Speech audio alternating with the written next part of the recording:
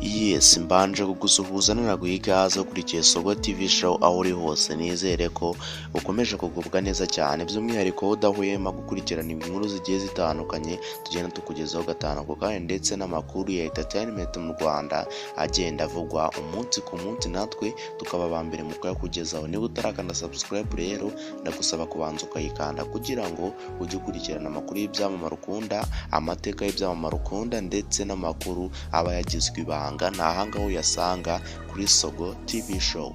Kuri uyu munsi rero mbafitiye inkuru ibabaje cyane, mbafitiye inkuru twavuga yuko ari inkuru y'incamugongo, gusa uyu mukobwa yahuye n'amagorane adasanzwe. Umukobwa rero uri kubona kuri screen yawe amazina ye bwite yahawe n'ababyeyi be, yitwa Keti Katira. Uyu mukobwa ukomoka muri Ghana. Uyu mukobwa rero wavutse mu mwaka w'1995, akaba afite imyaka igera kuri 25 y'amavuko. Uyu mukobwa rero akaba ari umukobwa wuje uburanga kandi umukobwa mwiza cyane. Uyu mukobwa rero tariki ya 2 z'ukwezi kwa 12 mu mwaka w'2020 nibwo yatwaye inda. Kugeza uyu munsi rero, cyangwa se kugeza ejo, iyi nda aracyayifite, bivuze yuko iyi nda yimaranye imyaka 2. Tekereza nawe, uyu mukobwa inda yimaranye imyaka 2, kandi mu by'ukuri we avuga yuko ntacyo imutwaye, avuga yuko ntacyo imutwaye, ahubwo ari muzima, ntacyo atwaye, ameze nk'abandi babyeyi. Uyu mukobwa rero w'imyaka 25 y'amavuko, bikaba bivugwa yuko yarozwe, gusa ntago hari amakuru ahari yizewe 100% bivugwa yuko yaroze. Gusa birababaje cyane byabaye uyu munsi, uyu mukobwa ubwo yagiraga ibise, bikekwa yuko agiye kubyara. Igihe rero yajyaga kubyara, uyu mukobwa yageze mu bitaro nk'ibisanzwe, akimara kwakirwa n'abaganga, akijya kubyazwa ako kanya, umukobwa igihe yasabagwa yuko yasunika kugira ngo umwana abashe kuvuka. Uwo mukobwa rero yahise yitaba Imana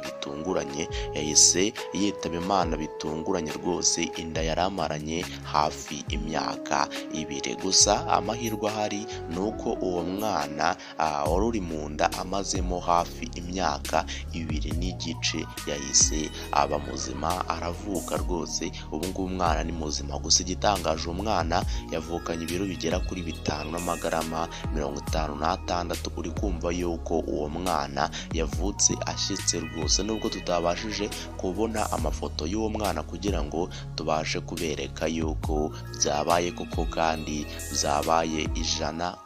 Uyu mukobwa rero yababaje abantu benshi, yababaje ababyeyi be, yababaje inshuti ze, kandi koko uyu mukobwa mu mwaka w'2020 ahasaga mu kwa 8 yari umukobwa mwiza cyane, yari umukobwa ukunzwe na benshi, yari umukobwa ukunzwe n'abadiaspora, yari umukobwa ukunzwe na buri umwe wese wabashaga kumukubita ijisho yumvaga amukunze. Gusa uyu mukobwa kugeza ubu ngubu ntabwo yabashije kugubwa neza, kubera yuko bivugwa yuko bamuroze. Ibyo bamuroze byo bifite urundi rwego, kandi ukwezi ku kwezi inda yakomezaga yiyongera, ijya kure, yongera yiyongera.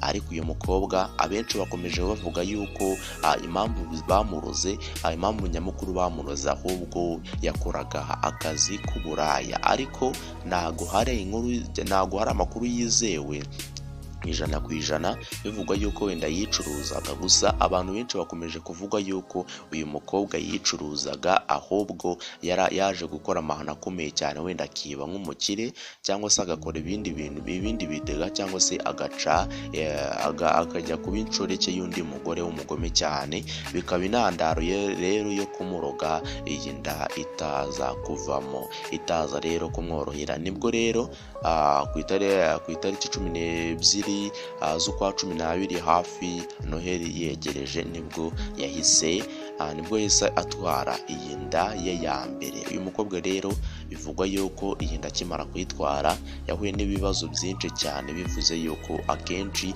buri joro yaribwaga cyane, akaribwa akararataka rwose. Akenshi na kenshi mu ijoro ntabwo yabonaga urw'inyagamburo kubera yuko yaramuryaga nawe akumva iri gukura yiyongera, akumva ari gukubitamo imigeri. Amezi 9 arashira zikagiye kubyara biranga, igihe kigenda kiyongera, umwaka urashira, umukobwa noneho indegeraho irekera kumurya, ahubwo noneho ikajya yiyongera. Uko yiyongera hazaho imitsi. Uyu mukobwa rwose yababaje abantu benshi cyane, yababaje abantu benshi batagira uko bangana. Uyu mukobwa yarababaje cyane, uyu mukobwa ateye agahinda, uyu mukobwa ateye umubabaro, uyu mukobwa rwose yababaje abantu benshi cyane, kubera yuko ibi byabaye ni ibintu rwose ubundi bitajya bibaho habe na gato. Uyu mukobwa rero ikibazo afite ubundi nta nubwo kizwi. Ubundi mu mateka ntabwo umugore w'iyo twite ajya arenza amezi 10 iyo inda twite yakuze cyane, cyangwa se byabaye ibindi ntabwo igirenza amezi 10, cyangwa se byaba ibindi ntabwo igirenza umwaka iyo ari byo bamuhoze. Ariko imyaka 2 yarikubise, wa gatatu ubu ngubu ari no kwihirika. Iyo ataza kugira ibise wenda agiye kubyara, gusa umwana we yabyaye ni muzima, umwana yabasha kwibaruka, ubu ngubu ni muzima, arahumeka.